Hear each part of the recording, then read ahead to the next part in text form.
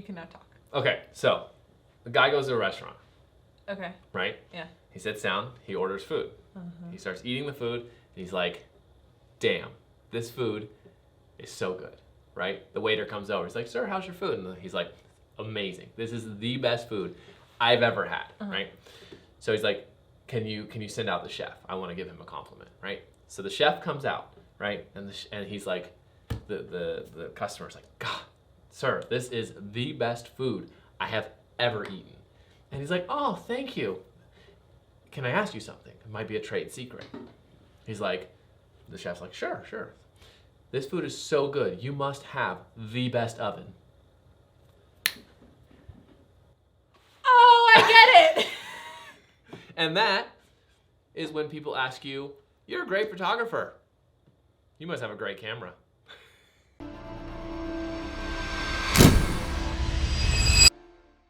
Will Simpson here. Welcome back to the channel. Today we are going over the top 10-ish misunderstood things on camera. You guys remember Briana from the New Year's video? We introduced her as me. It was awkward. But That's hey, what we do. 2023, we can do anything we want, right? Yeah. Okay, good. So before we get into it, if you haven't already, go ahead and hit that subscribe button. If you're already subscribed to the channel, welcome back. It's always good to see you.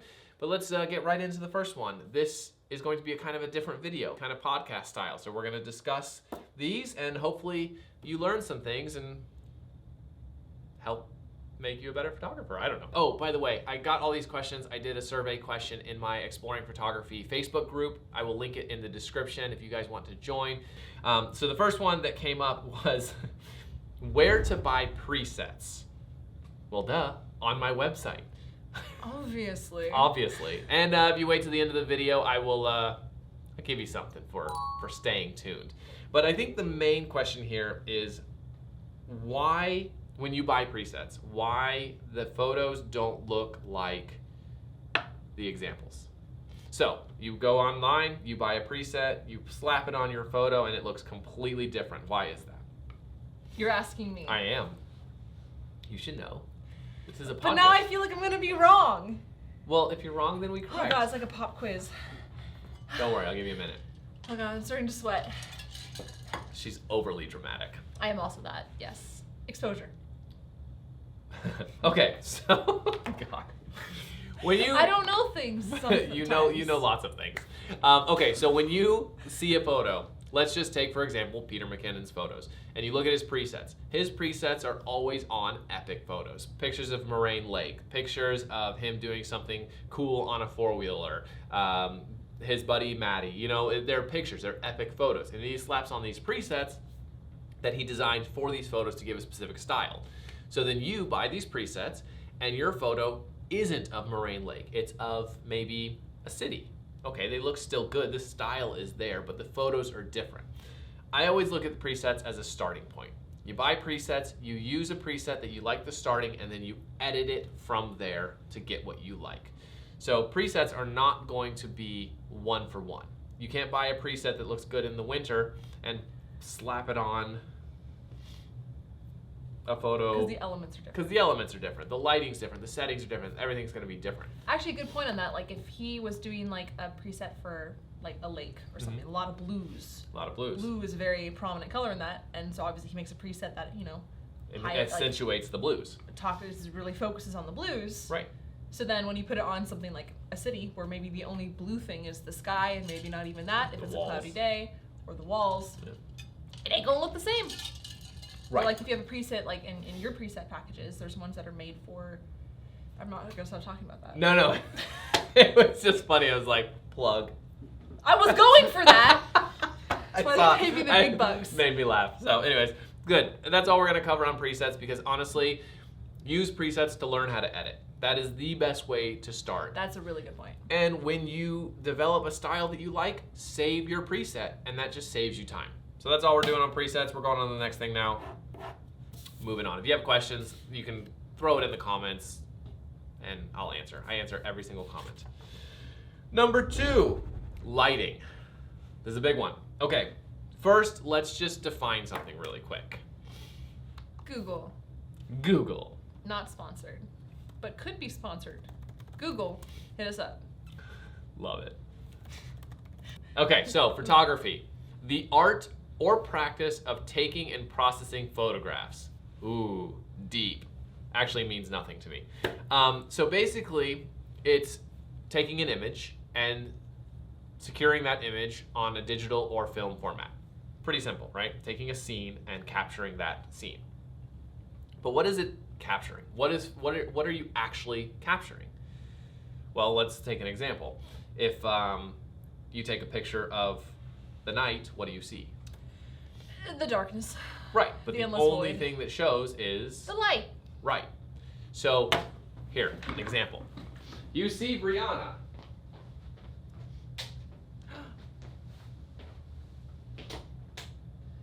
Now you don't. But if I get closer to the light, You pick still up the don't. light. That's pretty cool looking. it's very moody. What? You're very Very moody. good. So, photography in essence is capturing light. So, one thing when you're in photography is to really, really understand that. Photography itself comes from photo and graphy. Photo meaning light and graphy meaning writing with. So, understanding light, really getting into how light works. Buy a light online. I'll link some that I use in the description of the video. They're super cheap, $100 and some. Is what's lighting us right now. 2 soft boxes. And just take pictures with that light. Move it around. Move it farther from your subject to your subject. Just play with it. Learn how it affects. Learn how it shapes. The more you understand light, the better your photos will be. Plain and simple. I've seen some really cool, just to add on to that really quickly, some really cool stuff made on like TikTok and Instagram by very small time or like very fresh videographers or photographers, where all they had was like a $25 light that they got off of Amazon. Little and like ring light. not even that, like they got like a little LED square, super cheap. Yeah. And like I watched them, they're like, they broke it down on how they did it, Mhm. and they're like, it was maybe $30. It was a plastic Perfect. bag. I think it was like just literally a bag you can get at the store or whatever, Mhm. that they put over the light, and they created this very cool like red glow, Oh. and it created some really cool pictures, and they had never done anything like that before. But like that goes to show, Yeah. like it Get doesn't creative. cost money to be an artist. Yep. And that's the thing. So just practice with it, learn it, play with any kind of light, and sure, you're going to take some really crappy photos, but that's part of learning. It's part of it. There's nothing wrong with You that. push through that. 'Cause Exactly. It sucks, but then you get through it, and then you're good. Yeah, it is kind of annoying, but that is how new things are found. Like cool photos, cool ideas, unique looks, like that whole blurry photo thing that's popular right now of couples. You know someone took a photo and missed focus and screwed up the entire photo shoot. It was like, hey, style. And they were like, ooh, I like it. Yes. That's literally how it was A happening. lot of how that stuff happens, yeah. Yeah. Okay, good. Next one.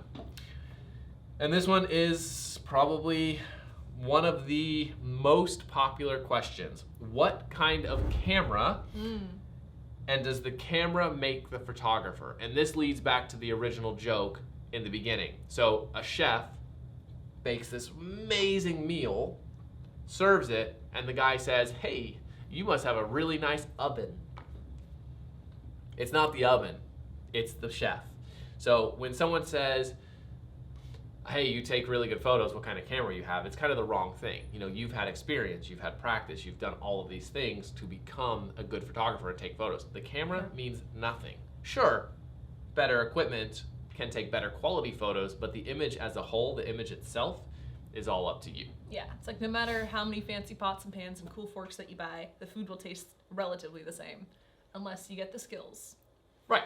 The practice and the experience and the lighting and the settings and all of that. So here's an example. This I'm teaching this 12-year-old girl how to take photos, and she took this photo. And it's freaking amazing. Like, she uses a Canon Rebel. It's a $300 camera. Yep. Then she took this. My R5 would take almost an identical photo. Almost exactly. Yeah, Yeah. that's a great point. Because the lighting is great. The editing is phenomenal. She did a basic color edit on it. I mean, super simple. Yeah. But that's a freaking $300 camera, and that could be a magazine. Yeah, and Like- I've met some people who like, actually more recently I ran into a photographer who does weddings, and she has like 2 like older DSLR camera bodies. Like, it looked like she'd had them for a long time. And she asked me about like my camera, because I used the Canon R5, which is like a $3,600 body. Like, it's not cheap. but she's been using the same like 2 DSLR cameras for like a decade. Nice. And she was like, I don't know if I should jump to mirrorless. And I looked at her pictures and I was like, you don't fucking need to. Her pictures are phenomenal. Yeah. They look so good. And that's like, all doesn't experience. matter. Like That's all it comes down to. all experience, yeah. Like you have some more wiggle room with the R5. Yeah, granted, That's it. Newer cameras are going to have awesome tech. Like the mirrorless has the great eye focus, and it kind of becomes a crutch. So like if you learn with a DSLR and you then move to the R5, it's going to be so easy. Yeah. So easy, but it's just, it's not the camera, it's the person. So Yes. practice, all practice. Age-old story of practice makes not necessarily perfect, but better. Exactly. Just practice. Okay, number 4, understanding the basics. Aperture, f-stop, settings, white balance, things like that, and how they work together. And this leads to people who, they pick up a camera, they see a photo, they get inspired by photo A from photographer X, and they're like, I want to take that photo. They pick up a camera, they go to the exact same location, the exact same spot, the exact same scene. They take the photo and they're like, why doesn't it look the same? It's gross, right? So a lot of people want, this day and age specifically, instant gratification. They want to purchase something, they want to get something, and they want the result now. They're not willing to, I found that people aren't willing to put in the time, put in the effort, invest the money to learn, go out and spend the hours. How many hours do you think you've played with the camera in a year? In a year? Oh, God. Couldn't even count. I couldn't even. Yeah. Yeah, I mean, it's my job, to be fair, so it's like. But when you started learning. Again, it was my job. Oh, okay. I'm a bit of a weird, like, I started out, like, literally as, like, a very low level, like, editor. So I was working with cameras and computers and editing software, and I was getting paid for it. I was getting paid, like, nothing for it. Yeah. But I was surviving. So I kind of got into it, and, like, that was my life from that point on. Makes sense. So it's a little weird. So for me, a buddy of mine saw a video of mine, and I had never done anything like it before. I had a GoPro. I filmed a marathon, and then I threw it together in iMovie, and I was like, hey, this is a good video. And I loved it. It was great. Buddy saw it, and he was like, do you do this? And I said, absolutely not. Never picked up a camera before. No DSLR. Had no idea what they were. And he taught me a little bit of the basics. But after I stopped working with him, which is a couple of months, I got my own camera, and I spent probably almost 4 to 5 hours a day taking photos, awesome. Learning, reading, studying, clearing up like aperture and what all of these terms mean, and just like understanding the whole thing, and then going and practicing it, mainly practicing it, because this is a 70% practical drilling kind of area of Field. Field. Thank you. That word, field. I know words. Sometimes. No. I don't. So it is a thing. It's like learning how aperture and f-stop. Like, here's a good question. What's the difference between aperture and f-stop? Comment below. Let me know if you know the difference. There is a difference. There is a difference. Honestly, I only recently learned that too. Like, I didn't, because I never needed to, I never thought about it. Yeah. Well, it's just like, this was the information. And then, it's interchangeable words. People say adjust your f-stop, adjust your aperture. It no means, one differentiates between it, but there is a difference. There is a difference. I'm actually coming out with some courses that go over the basics soon. We are slowly working on them. We're getting there. It's been a very wild year already, so we will get there, but they will be coming. I'll link my courses in the description, so that's where you can find them. Yeah. But understanding how aperture and f-stop and the difference, how they work with shutter speed, how they work with ISO. Did you know that you could take a photo with an ISO of 4,000 and not have any noise? How do you do that? Like, these are things that you can create. So understanding how to do those things and how you can adjust for exposure to get the proper exposure with the proper quality that you want in the image. So these are all things that you should understand. These are time and practice. Yeah. That's what it takes. And being willing to learn. Like, don't go into it expecting that you know everything. If you already have some experience, just be willing to, like, not know something. Right. And take in that information. Like, for me, I've been working in the field for a long time, and there's a lot of things that I don't know. And I'm okay with that. I know my truth. And it's like, that means that I can take in something and be like, wow, it's kind of goofy. I didn't know that. Right. But now I do. And I'm going to tell everyone about it so no one else has to suffer like It gets me. really annoying. It's really freaking annoying. Okay, good. So moving on to the next one. We are going to number 5. Okay, this is a good one. And I'm going to ask you this one. Which is more important, body or lens? Lens. Okay, why? Because there's a whole swath of bodies that you can have. Whole swath of bodies. We love them all. But like, you know, there's a lot of different kinds of bodies that you can have. But I will say that like working with lenses, like the 70 to 200, that lens you could put on like almost any camera. Any camera body and get some spicy pictures. Amazing photos. And it's just like it's that all lens is beautiful, and the compression that you get is Mm-hmm. like, it makes me want to cry. Yeah, it's so nice. It's freaking fantastic. Yeah, or like when you see like nature stuff and like they have these insane lenses Depth of and they get field these and- beautiful pictures. It's like Yeah. it's extraordinary. Also, to add to that, you'll notice that camera bodies come out a lot more often than lenses. Yes. You might have the same 70-200 Mark 1, Mark 2, Mark 3 over 10 years. And that lens progressively gets better, but the Mark 1 is still almost, if not as good as the Mark 3 with a few little tech specs. There's not as much to change in a lens as Right. a camera. The glass that's called lenses, you'll also hear them called glass, is higher quality. So the light coming in is cleaner and the image is crisper and you just have better images as a whole. It's also like micro, like it's so like It if is. you showed it to someone, if you showed a Mark 1 versus a whatever Mark 3. Mark 3, Yeah.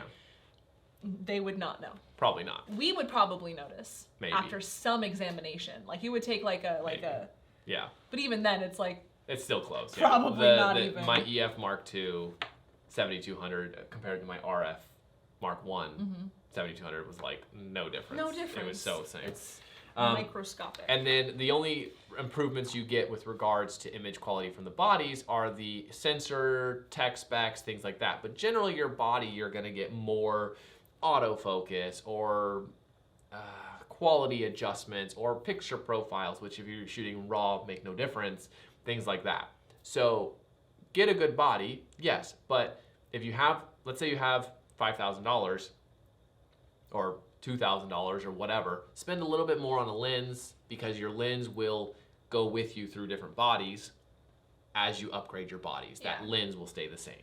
And sometimes like spend that little extra, not little, it's a good chunk, It's a but good that chunk. extra on an f-stop. Because That's like when true. I was looking at my lens, I That's got good, the yeah. 24, yeah, that was like crazy. You're looking before the 2470 2.8 to the f4 and you weren't sure which one to get. Yeah, and because it was like $1,000.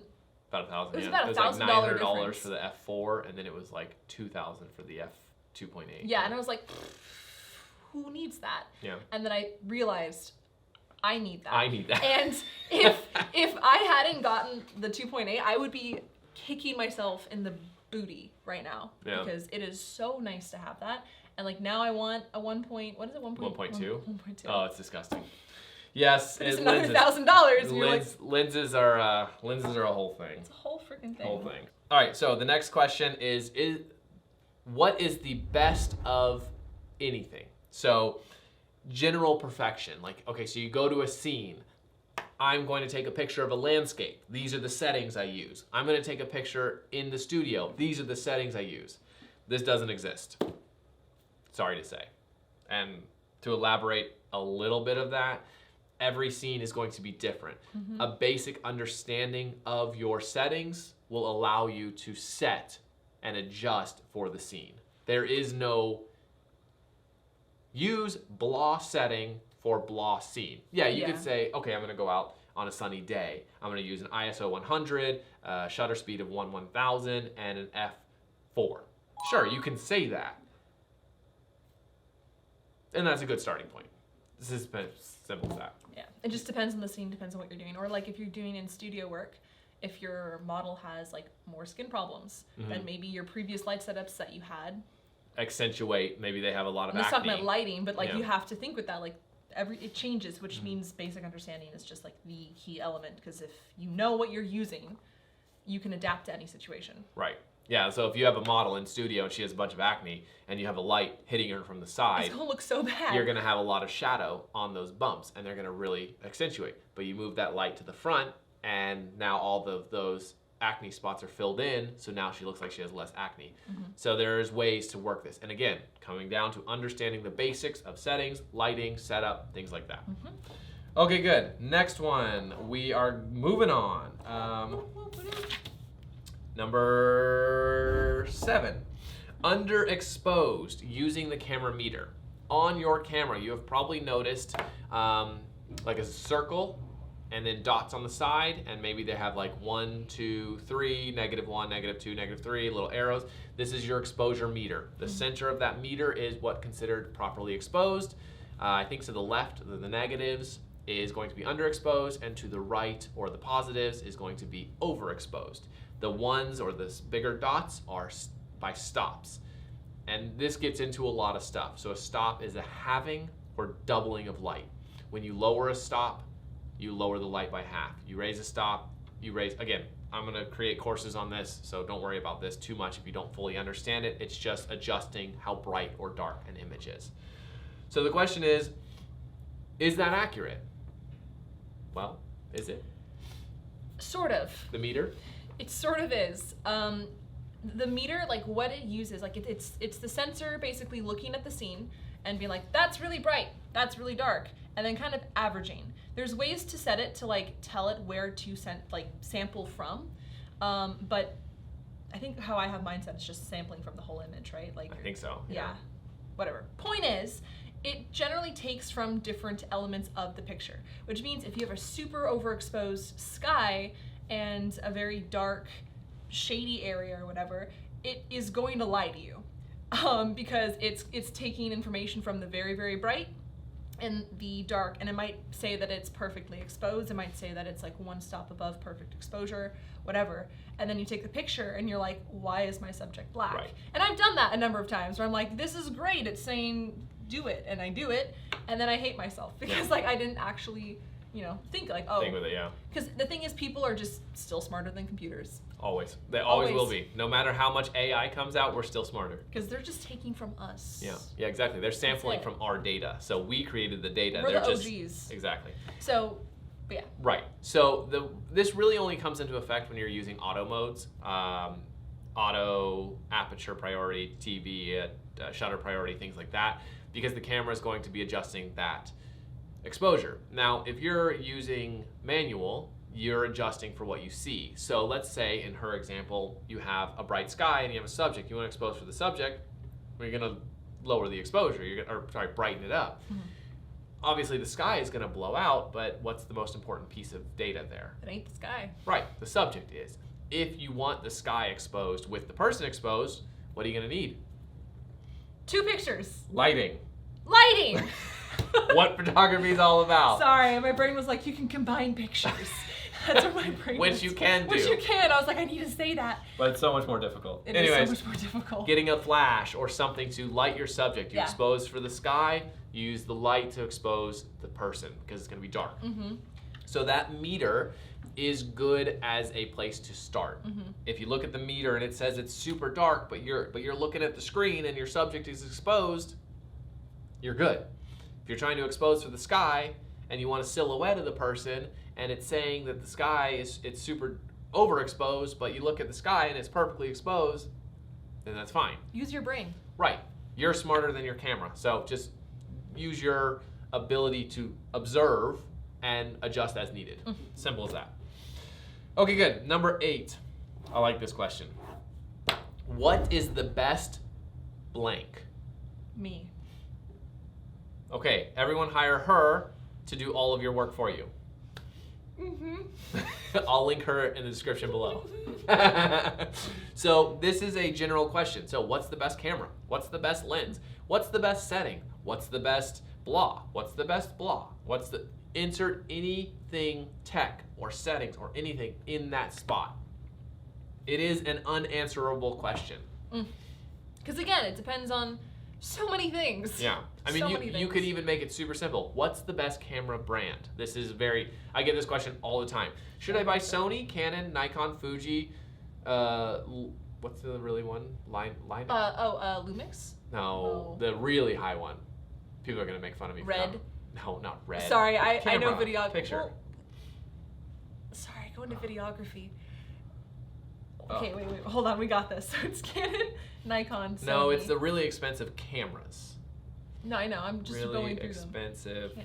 cameras. Just Googling. Just Googling really quick. Canon. Leica. Sony.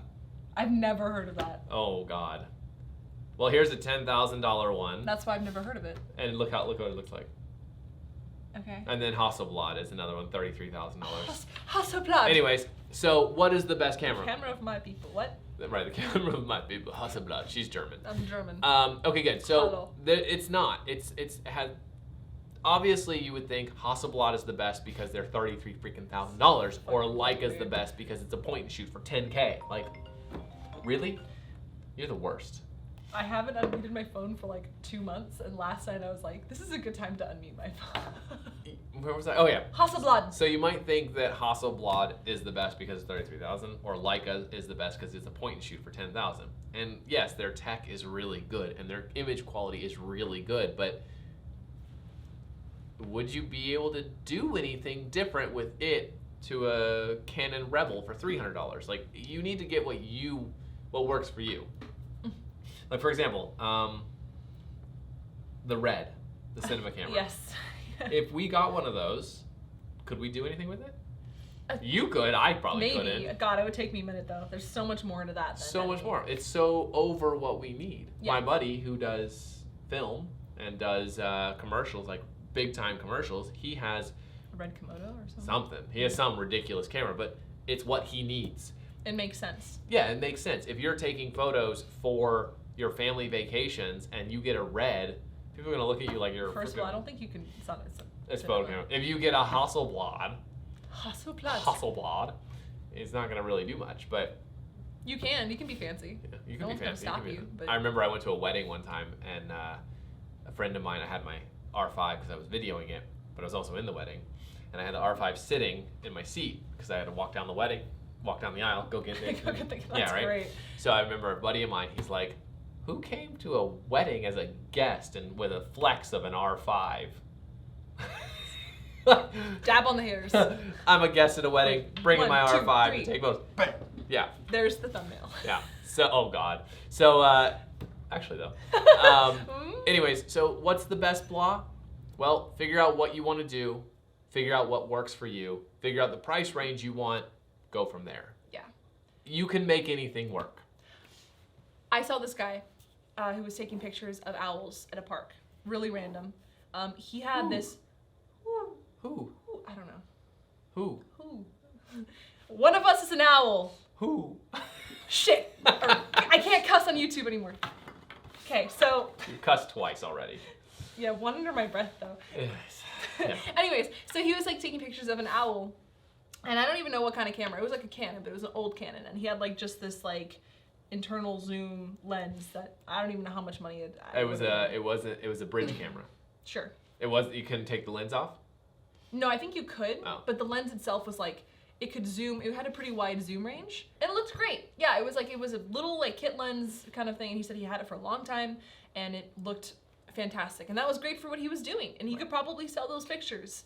He definitely could. It's like, it's a lot less complicated than you think it is. Than I think it is half the time. It takes me forever to research stuff, because it's like, everything has a million options, and it's like, And the you terms. can pick one and be okay. Yeah, and there's so many different terms, and each brand has their own words that they use to describe the same thing, and it's just, it can be very overwhelming. So I understand, but there is no best. So trying to find what's the best, people who use Canon will recommend Canon. People who use Sony will recommend Sony.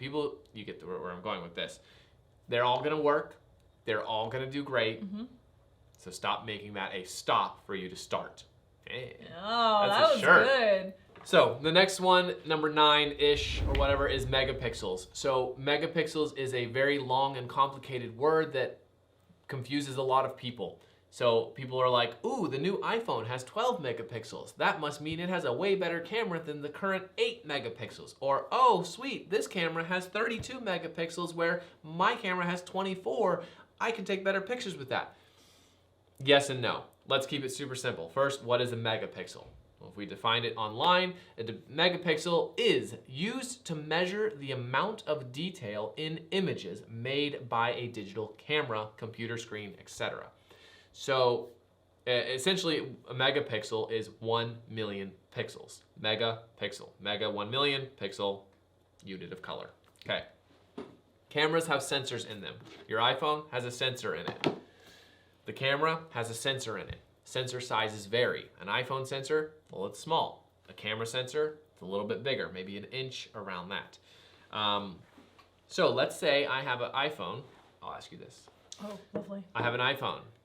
It has 100 megapixels. Mm-hmm. I have my camera. It has 24 megapixels. Which camera will have more detail? That's an interesting question that you just asked, which I will answer right now, which is the camera. Why? Because the sensor is bigger. So? So. I have 100 megapixels in my iPhone. Don't matter, fool. Big a fool. The sensor is basically, it's there to capture information. Right. So if you have a little tiny, it's like if you're pouring sand through a hole and you have a little tiny little piece of the hole. Tiny little piece of hole. This is why the video is going to be so long. Yeah, it's going to be great. I'm so sorry. Little tiny hole. It's like only so many grains of sand can go through it, but if you have a bigger hole, a lot of sand can go We are talking about cameras. Don't flag us. Photography. But it's like it's more receptors for information. Right. So let me simplify it a little. Do it, man. Okay. I'm all about complexes. So if you have a small sensor with 100 megapixels, right? You have a lot of megapixels in this small sensor, and each one of those megapixels only has so much room to accept data, to absorb light. If you have a bigger sensor with less megapixels, the megapixels are bigger, and they can absorb more information. They get more detail. So in the end, it really doesn't matter. Like if you're just getting into photography, it don't matter. Don't worry about the megapixels. Just worry about taking photos.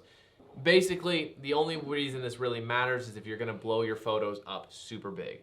If you took an iPhone photo and a camera photo, my camera photo, and you blew them up to billboard size, the iPhone photo would look really grainy, choppy, whatever, because there's not enough data. But my camera photo, with 50 megapixels and the bigger sensor, which is the more important part, will look totally fine because there's all that data.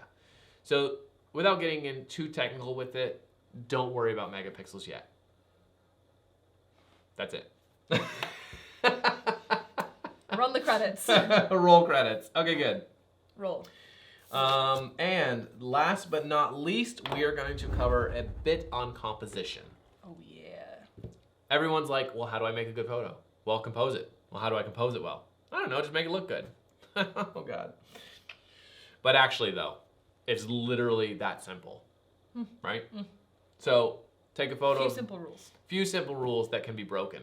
There's the rule of thirds. It says if you split a screen into 9 boxes, and you place your subject or the highlight of the photo on the intersections of the lines, the photo will be more aesthetic.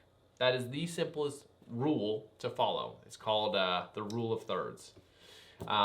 Otherwise, I just tell people to take a lot of photos. Whichever one looks best, use it. Take a lot of photos of the same scene. High, low, left, right, up, down, all these angles of the exact same scene. Pick the one that you like the best. There you go. Yeah. Composed right. Simple dimples. And if not, crop it. That's the ticket right there. If it don't look good, just crop it. And that, that's going to get people like, well, cropping it lowers the compression of the resolution, and you're going to get all those people that are going to say I mean, how far are you cropping it, though, like my dude? It doesn't matter. Cropping is an interesting subject. Anyways, that is all. We are done. Cool. One more note. One more note. On composition, it's something that can be simple, and it's something that can be really, really thought into. Like, I took a design class, and pretty much, yeah, I'm cool. I took a design class in college. I learned, like... She's what are you, Gen Z? I am well, yeah, but I don't fully associate with them. She's a Gen Z. I'm a Zennial. I learned about that recently. It's not a thing. It is a thing. Let me have this. It's Gen Zs that don't want to be Gen Zs. Yeah. We're going to talk about this another time. Anyways, point is... Shut up. Point is that, like, it can get very complex. And there's things that you can learn from that complexity that people put into it. It's like when you talk to artists and they're like, I made this circle and this circle represents all of my bottled up feelings and the effect that life has on my feelings. It's like, yeah, cool. It's still a circle. So it's like, it could be useful to understand. Why do you do that? That's what I think of your feelings. But what I'm saying is like, there's, you can learn a lot from like really diving into composition. You know, like where you put someone can communicate a certain kind of feeling. You don't have to. There's a lot to it. I don't really know what my point of this is saying. I'm just trying to expand, like, it's simple, but it can be complex, and that's like life, right? Wow. Wow, I we lost. went there. Okay, we're gonna just... I lost the whole point of like communication. Okay, no, wait. Gen Z. Shut up. Okay, this is what I'm trying to say. That composition can affect, shut up. I'm trying to sound cool, okay? I already look like an idiot in this video. I need to just end off somewhere I need cool. this. I need this. This is for me. So what I'm trying to say is that composition has an effect on the mood of your picture. And there's a lot that you can understand about composition. There's a lot of breakdowns about composition that you can find on YouTube. And it's cool and you can definitely look into it. But when it comes down to it, it's just the rule of thirds. And I don't think that's necessary. So long-winded. Like, oh my god, this is a video for simplistic. I think you made it more complex. I have a gift. It was a gift. Okay. You can ignore all of that. I might not include all of that in the video, but it might be in the podcast if we make this into a podcast. Oh, yeah. So that Do you guys want this to be a podcast? Yeah, if you want this to be as a podcast, if you like this style, we're thinking about doing a podcast. So I feel like seeing two adults bully each other. Will. I don't really think you bully me. I I think don't I bully bully you. Sorry, yeah, it's more that you bully It's me. very one-way flow here on the bullying. I bully you. Yeah. At least now I have video evidence. Yeah. I don't even know. The compositions yes, what she was saying, you can get really complex with it as she did. She went into her circle of feelings. It was a metaphor. It was. Composition's simple. If it looks good, great. If it doesn't, change something. That's it. It's so simple. Okay, good. All right, guys, that wraps up this video. This is a much longer video than I expected it to be, but that's okay because we went over a lot of really good data, and I hope you got something out of it. And we had a good time, gosh darn it. And we had a good time. So go ahead and like it, subscribe if you haven't already. Push the subscribe button. That's what they say. No, they say smash. No, smash. All right. Kindly caress the subscribe button. Please caress the subscribe button with your clicker finger. Good. So, if you have any comment or any questions, obviously you know where the comment section is. It's down there if you didn't. And then if you'd like to see this as a podcast, we're thinking about starting one. So let us know. And yeah, I'll link a bunch of cool stuff in the description of the video. So that's it. See you next week. Bye. Bye. Preparing for YouTube. Preparing for YouTube. I'm gonna start my OnlyFans career. And ladies and gentlemen, we have our bloopers. No.